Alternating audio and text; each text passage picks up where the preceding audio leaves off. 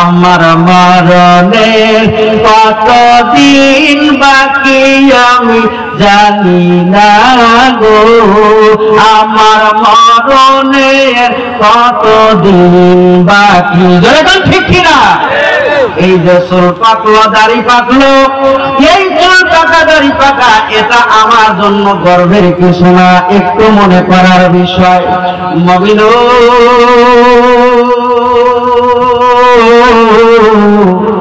গভীর মনোযোগ দিনের কান্দা লাগাই। আমার চুল পাকছে এমনি এমনি নয়, আমার দাড়ি পাকছে এমনি এমনি নয়। এই দাড়ি পাকা, এই চুল পাকা এটা হলো সাদা পোশাক। সুবহানাল্লাহ, জান্নাতের পোশাক হবে সাদা। সুবহানাল্লাহ। তোমরা এবার মরণের পরের পোশাকটা হবে সাদা। মানুষ যখন মারা যায় কালো কাপড়ের কাফন পরানো হয় নাকি সাদা কাপড়ে?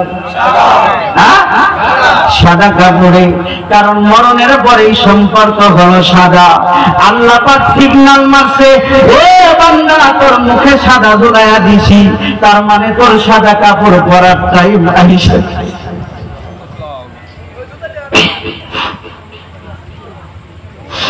বান্দারে তোর দাড়ি পাকছে, তোর মুখে সাদা সাদা চুলগুলা ঝুলাইয়া দিছি, এর মানে তোর সাদা পোশাক পরার সময় হয়ে গেছে। বান্দা তোর মাথায় হাতটা দিলি, সাদা চুল গর্বের কিছু না, স্মরণের বিষয়। এ বান্দা তোর চুল কালো ছিল সাদা হয়ে গেছে, এর মানে সাদা কাফনের কাপড়ে তোর মাথাটা মোড়ানোর সময় হয়ে গেছে। ভাইয়া আমার সাদা কাফনের কাপড়ে মোড়ায়া সাদা পোশাক পরায়া কবরে রাখা হবে, ওই মাটিতে রাখা হবে। এই জন্য সাদা কাফনের কাপড়ের কথা মনে যদি হয়, ওই বান্দা সহজেই কোনো অন্যায় করতে পারে না।